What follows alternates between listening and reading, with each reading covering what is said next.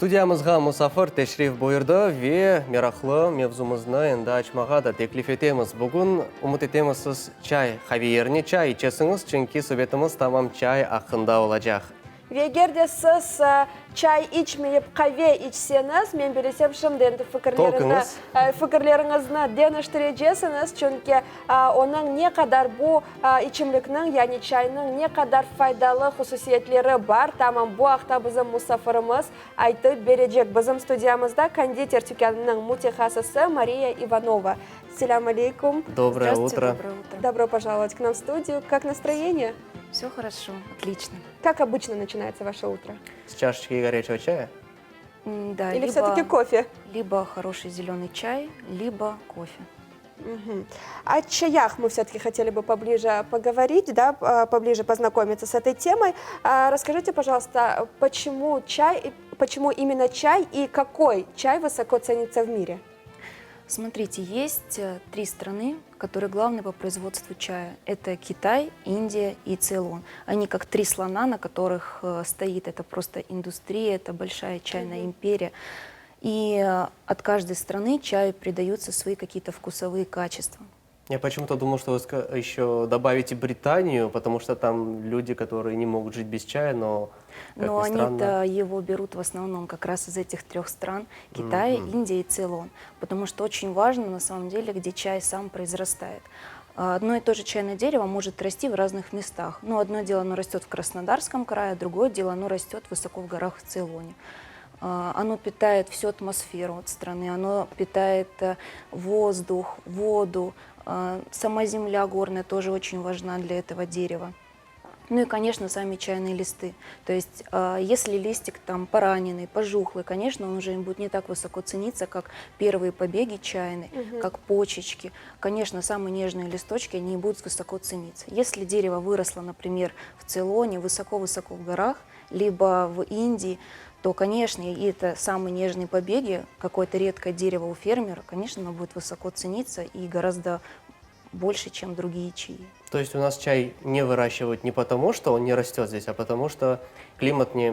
Да, климат достаточно позволяет. качественный. Да, да. Ну, конечно, вот в Краснодарском крае, возможно, где-то есть какие-то чайные деревья. Вы можете взять этот росток и вырастить его хоть у себя где-нибудь в саду, но это будет не чай, а помои. это будет уже не чай, ну, не тот, который вы пьете. Ну, конечно, будет интересно понаблюдать за процессом развития всего.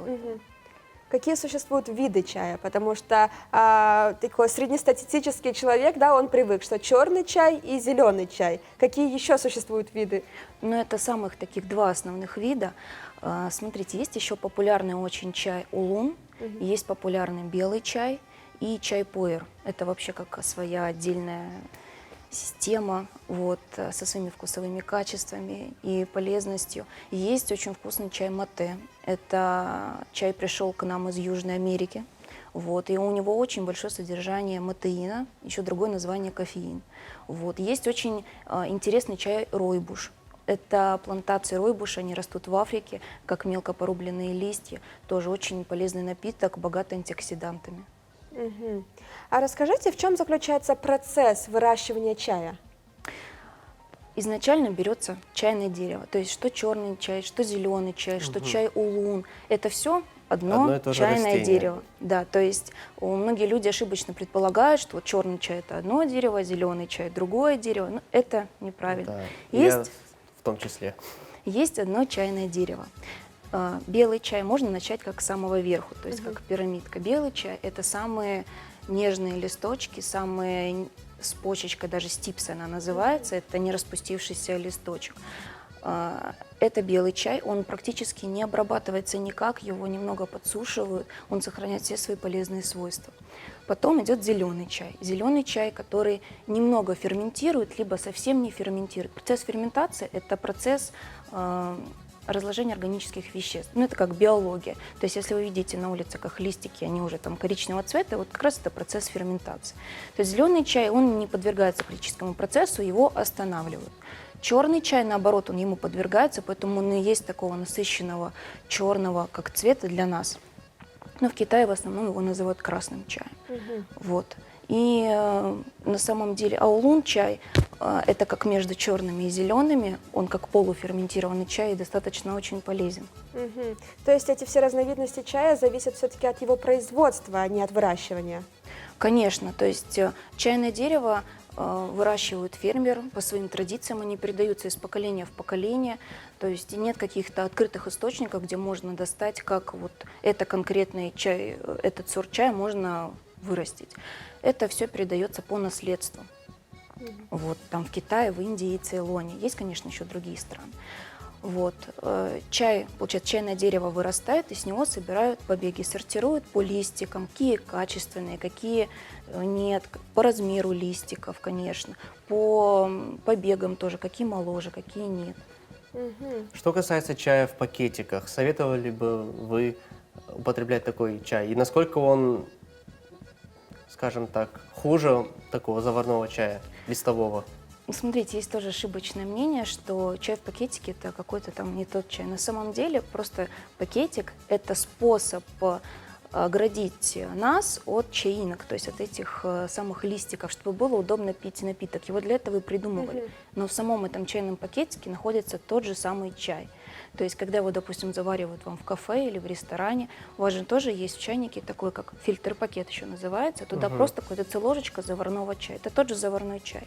Но, конечно, есть разница. Если вы покупаете его в супермаркете за 40 рублей или за 30, конечно, это будет чай очень низкого качества, скорее всего, это просто как... И это не Пыль, зависит от того, чайная что он пыль. в пакетиках. Да, это не зависит от того, что он в пакетиках. Его просто собрали механизированным способом. Это были некачественные, допустим, листья.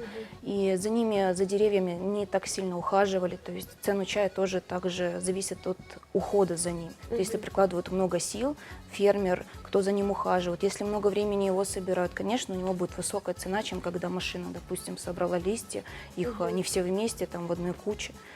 Вот. И если есть чайные пакетики очень с качественным чаем.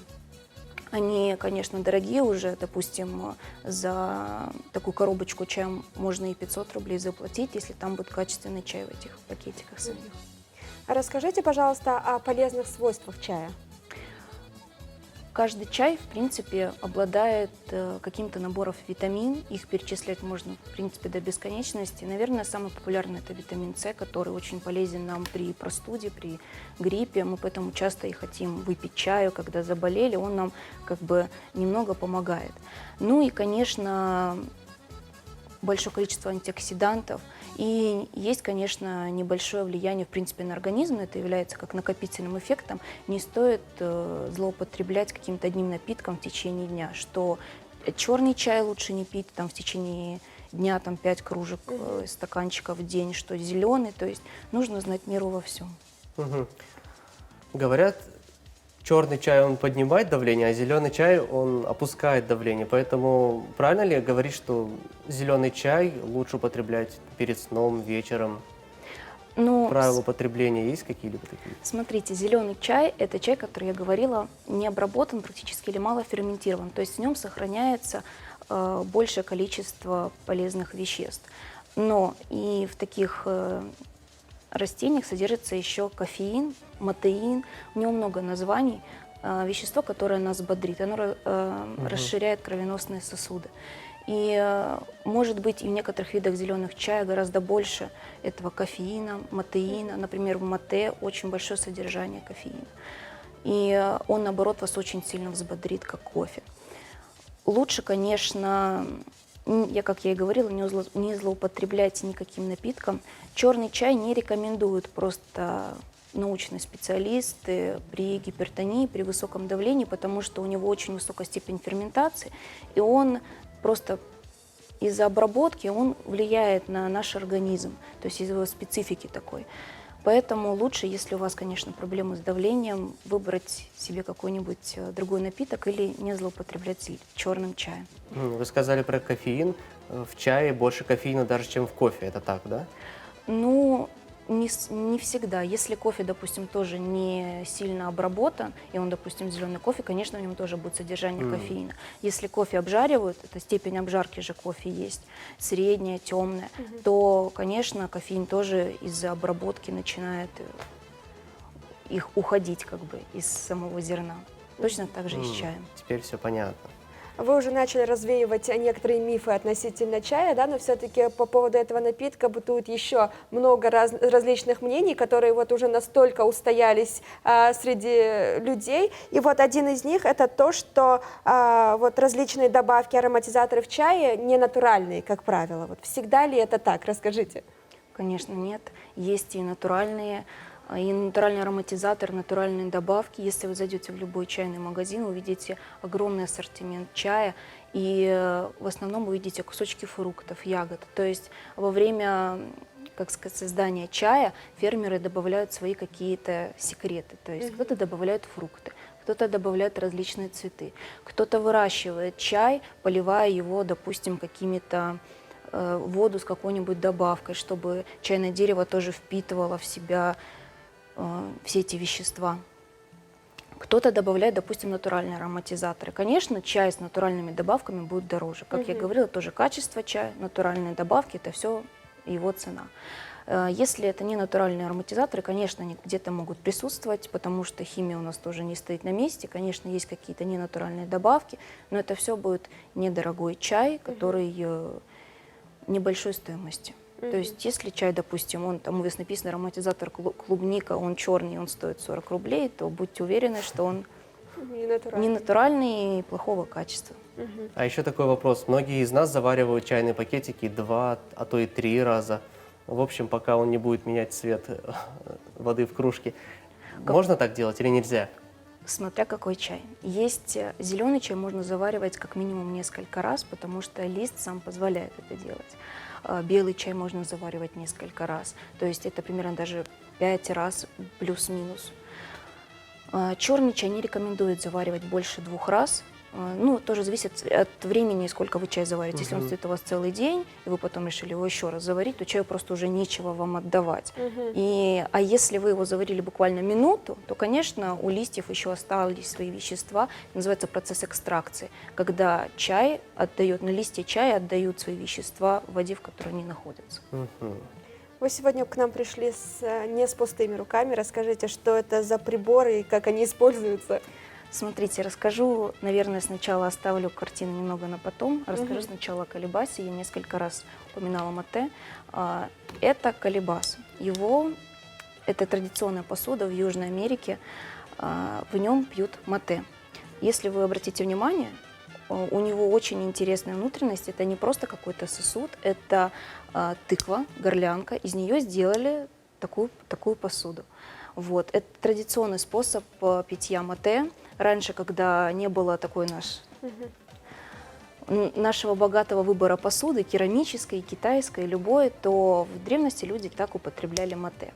Мате очень сильно напиток, который пигментирует посуду, и поэтому в основном один вид чая употребляли из этой посуды. Есть еще трубочка, называется бомбилья. То есть если вы хотите выпить мате по всем традициям, вам нужен будет колебас, вам нужна будет трубочка бомбилья и непосредственно сам мате, конечно же. А это все можно приобрести здесь у нас в Крыму? Конечно, вы можете зайти в чайный магазин и купить себе напиток мате, купить колебас. Бомбилью, конечно, будет немножко труднее достать, потому что это очень специфическая трубочка с фильтром идет, чтобы чаинки мате не попадали в саму трубочку. И мате желательно заваривать при температуре 75 градусов и, может быть, немного охладить, потому что трубочка сама нагревается, если она металлическая. И вот колебас, правильно? Колебас, да. Купленный здесь колебас, он тоже будет корпус из тыквы, как положено. Ну, его привезли просто либо из Аргентины, либо Бразилии, либо Парагвай, потому что мате – это мелко порубленные листья падуба парагвайского. И это как зеленый чай, просто это их растение, который мелко порубили, высушили, и он содержит большое количество матеина или кофеина. Его заваривают там в таких традиционных посудах. Да, такой интересный. А вот Картина. второй, это картина? Да, называется Как монета, это большая монета. пуэр-картина. Пуэр – это вообще как своя история. Это пуэр конкретно называется шу. Это вид пуэра, который искусственно состаренный пуэр, и он прессованный в виде такой медали большой, в виде большой картины. Это прессованный чай. Да, это прессованный чай. Вообще его покупают, чтобы как бы украсить дом, и он еще играет роль оберега. Вот. На нем часто изображают иероглифы, которые привлекают удачу, благосостояние, здоровье, например. Ну, то есть, в принципе, пуэр – это чисто как китайские традиции. Его производят только в Китае. Вот, и поэтому символы, иероглифы тоже имеют значение. Есть всего два вида пуэра – шэн-пуэр и шу-пуэр. Шэн-пуэр – это зеленый пуэр, шу-пуэр – это черный пуэр. Раньше существовал только шэн-пуэр, он имеет очень давнюю историю, многовековую. Его, это как мелко порубленные листья, даже не порубленные, а просто как зеленый чай, который поддается специфической ферментации, и она не останавливается. То есть зеленый и черный чай, они останавливаются обжаркой. То есть либо в духовках при большой температуре они останавливают процесс ферментации. Лист больше не начинает этот процесс. А в шэн-пуэре он продолжается все время. И с каждым годом он становится более насыщенным, он начинает менять свои вкусовые качества. Шу-пуэр придумали не так давно, где-то в 50-х годах прошлого столетия примерно, потому что очень долго ждать, пока шэн-пуэр созреет, лет 20-30. И людям, конечно, не хочется так ждать, и они придумали способ обработки листа, чтобы он очень быстро состаривался. Это, конечно, благодаря все воде и влажности, которой подвергается лист, он как очень быстро как разлагается практически. И его прессуют в такие формы, и получаются такие красивые картины, которые очень сильно, если пить этот чай, очень сильно бодрят. Вы сказали о том, что такие картины носят и выполняют функцию оберега и носят какое-то значение. А вот что, так скажем, какое значение у этой картины? Ну, конечно, это удача и, я говорила, благосостояние, но тут скорее просто благо в дом. То есть если он как играет роль оберега у нас, для наших клиентов тоже он всегда стоит, и он привлекает к нам успех, он оберегает нас от злых духов, конечно. Очень интересно. Мария, мы вот поговорили о том, как выращивать чай. Хотелось бы буквально вот пару слов о том, как правильно заваривать чай, потому что мы знаем, что вкус чая напрямую зависит от температуры воды, которую ее заваривают, или не зависит. Вот это хотелось бы узнать. И на что нужно обращать внимание при выборе чая?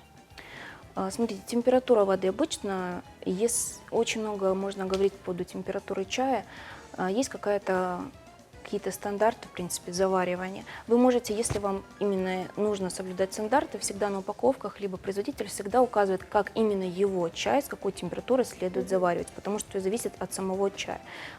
Зеленый чай классический заваривают при температуре примерно 80 градусов. Это должен быть не кипяток. То есть вы доводите воду до кипения и чуть-чуть остужаете. Черный чай, конечно, часто у нас заваривают кипятком, но я бы лучше советовала чуть кипяток хотя бы студить до 95 градусов примерно.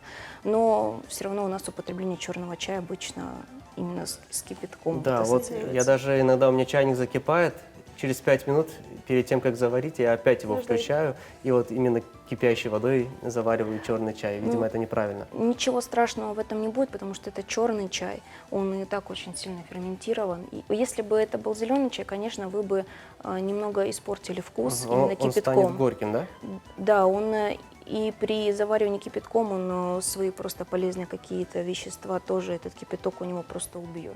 А в черном чае вы, в принципе, можете его так заваривать, но я бы все равно советовала немножко подождать, конечно, пока кипяток хотя бы чуть-чуть остынет. Пару минут хотя бы.